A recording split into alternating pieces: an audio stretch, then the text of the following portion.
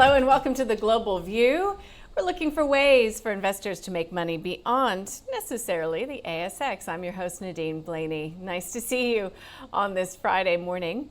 Well, the Fed relief rally ran out of a bit of puff on Thursday in the U.S., investors continuing to weigh up the threat of tariffs and weaker economic data. So we did see the Dow just flat, the NASDAQ off by 0.3%. The tech sector was the weakest overall. Apple investors digesting a Bloomberg report that Apple is reorganizing its executive team to refocus its efforts in AI. In corporate news, FedEx shares rose into its result. After the bell, those shares reversed those gains, falling 4% after forecasting FY25 revenue would be flat to slightly down year on year. Accenture shares reversed to drop on cancelled contract woes, dragging its peers lower as well. So IBM shares fell after Accenture flagged federal contract cancellations. Microchip technology dipped after launching a $1.35 billion convertible stock offering, and Micron Technology shares rose ahead of its second quarter results. So Nike shares slipped ahead of its quarterly earnings as well, but reversed that in extended trading after posting a smaller drop in revenue. Apparently it was a strong holiday season for sales and it's seeing an uptick in demand. And with one of the key themes for this earnings season being tariff risk, discount store Five Below jumped on a solid sales forecast despite those looming risks. Eli Lilly and Co. shares were higher after the launch of weight loss drug Mounjaro in India. And Energy Transfer, it fell after nat gas companies, in fact, fell across the board after a surprise storage build and lower demand forecasts. U.S. economic data showed weekly initial jobless claims increased slightly last week, although the outlook may be dimming further due to government spending cuts, interest rate levels, and policy uncertainty. The Conference Board reported that a measure of future economic activity fell 0.3% after easing 0.2% in January. And existing home sales in February rose 4.2%, so beating expectations for a fall. Market participants are pricing in 63 basis points of cuts from the Fed this year, with a 71% odds for a cut of at least 25 basis points at the June meeting. U.S. Treasury yields pared an early drop as traders remained cautious about the outlook. Yields tumbled earlier in the session after the Fed indicated the central bank is ready to act in the case of a slowing economy. The Bank of England met, keeping interest rates on hold and warning investors against assuming they would be cut quickly from here. The BOE left borrowing costs at 4.5%, with Governor Bailey highlighting the sudden lack of visibility about the outlook, due largely to the rise in trade tensions kicked off by the United States under U.S. President Donald Trump. Bailey also remains very concerned about inflation, saying that more evidence is needed to show it doesn't pose that risk. Switzerland's central bank cut its policy rate by 25 basis points. Sweden's central bank held its policy rate at 2.25%, and Turkey increased rates slightly. In currencies, there was little reaction in the pound to the BOE. The U.S. dollar index was up on the day with, I suppose, its defensive nature driving King dollar higher. And Bitcoin continues to come under pressure in this risk-off environment, down by a further 2.25%. Let's get to commodities. Crude prices rose nearly 2% after the U.S. issued new Iran-related sanctions. Copper hit a 10-month high. Iron ore rose slightly, but gold and silver fell on profit-taking after gold reset that record high in the wake of the Fed. So let's get more on what is moving overnight and where he sees opportunities in the market. For that, I caught up with Brad Gastwirth from Unearthing Opportunities. He was in Florida. Yeah, you're absolutely right. I mean, right now there is a lot of concerns out there, to say the least. I mean, one, with the tariffs and what's going on with potential trade war. Two, you have, increased tensions in the Middle East. You have pricing going much higher. And then ultimately, in the in the U.S., there's a little bit of a misperception. I think people think the labor market is okay, and it's really starting to become troublesome. If you look at the government sector, I mean, clearly there's major cuts that's happening from DOGE. If you look at the private sector, the largest companies are having significant amount of layoffs. So the unemployment numbers, I mean, we got the labor numbers that weren't that great the other day, but I'm expecting them to continue to look pretty troublesome. So, I think right now it's not a surprise we've been volatile, but I think there's a little bit more downside pressure here. So what did you make of some of the Fed commentary acknowledging that we're in for a period of economic softness likely and higher inflation, at least to the short term, considering all this uncertainty? I mean, were they cautious enough? I mean, it's such a good question.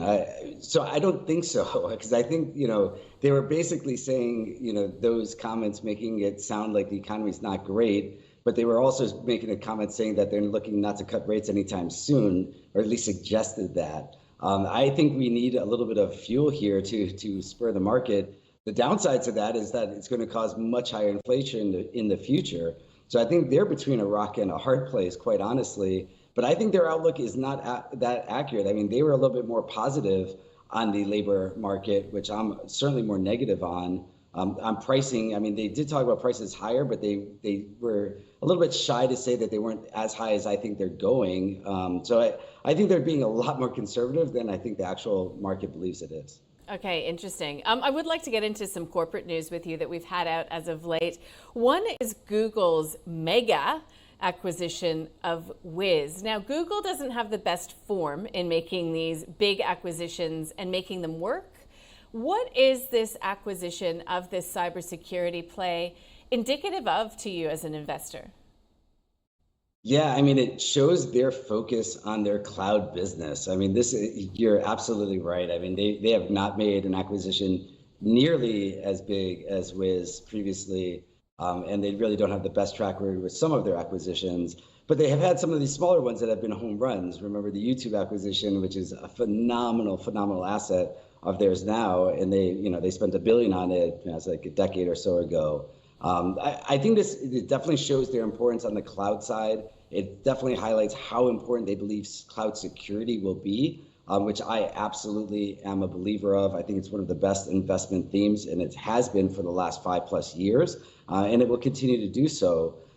Clearly they like that asset. I mean, Wiz has some very tier 1 clients. I mean, they have some major financial services. They have some really top Fortune 500 companies. So, I mean, they're acquiring a company that has a very established class. And then they also have that AI element, which I think that might be one of the driving factors, is they like their AI development. And that's probably what they, partially of what they acquired.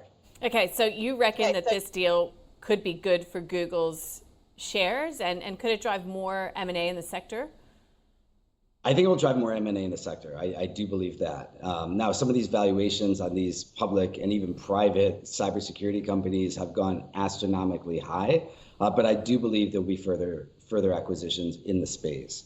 For Google or for Alphabet, I think it will help them in some time. I don't think they're going to see any major recognition in the first 12+ months. I think when you're spending $32 billion, it's going to take some time to digest that and have it beneficial to them. But I think clearly they saw enough of a reason why to buy it and spend that price. And I'll argue they have some of the smartest people working for them. So they're clearly looking at something outside of just that, the business. They might have some key technologies that they really wanted.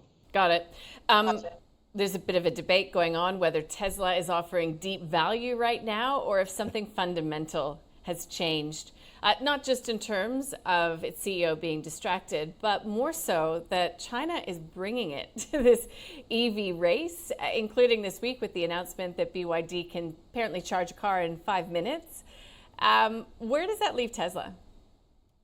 Yeah, another great question. So I don't think it's a deep value by any means. I think the stock is still highly valued. Now the company, they're a technology company first and foremost. They're not an automobile company, and I would argue their EVs are really going to have a hard time. And I think I've made this comment a few times on your program.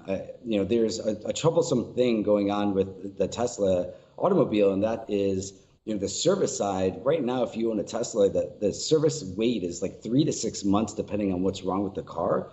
And they really haven't sped up the service with production. I mean, production went up to the right, and the service, I mean, it increased, but not at the magnitude of production. I think that's a major issue for the company, especially since you can't have really outside technicians working on Teslas right now. In terms of what's the outlook for the stock, I think we're sort of going to be in a little bit of a holding pattern. I think it's going to be volatile. I think there's going to be moves with when Musk makes comments, and there's some things that the president likes and makes comments that sort of backs the Tesla brand. But that being said, I think Tesla in China has some major concerns. I mean, that was an area of growth. They're getting really hurt on all sides, not just from tariffs, but also from competition. And you're absolutely right. BYD has an incredible product offering. That's number one. But that announcement of a 5-minute charge with 250 miles is unheard of. I mean, that's a game changer. So, there's very big competition outside of the US for Tesla. In the US now, you have the incumbents with, if it's Ford, Mercedes, BMW, Volkswagen, they're really competitive offerings. And those automobiles offer significantly more than what a Tesla offers when you purchase it.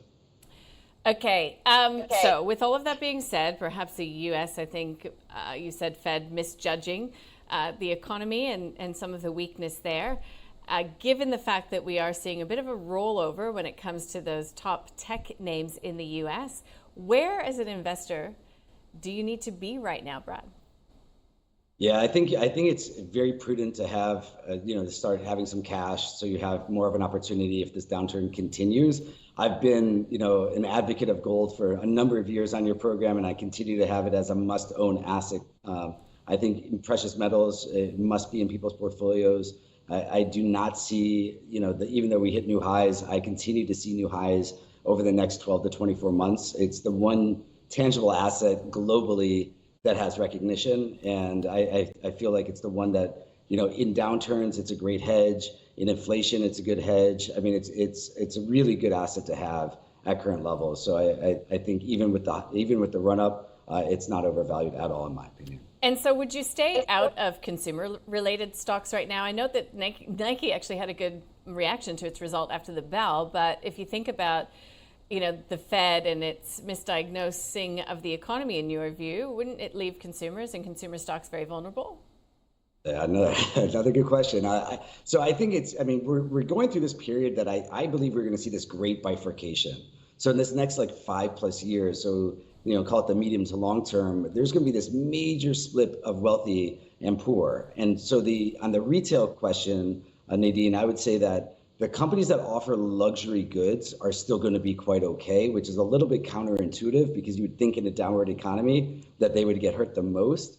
But I think the upper side of that pendulum spectrum will be spending a ton of money, and they'll be able to offset any of that mid-tier that was purchasing their product. So I think the ultra luxury will do quite well. I think that the discount retailers are going to be really hurt on financials because of inflation. It's going to hurt profit margins, and if they raise prices, then it's going to hurt sales. So I think that you're right. I would stay away from most consumer companies because I do think the outlook is not going to be great. And we're also historically heading into a time where you sell in May and go away. We're a month and a half away from that. So in terms of where we are right now, I expect a lot more volatility with the market. I think there's a lot more yellow flags now than there have been in the last few years.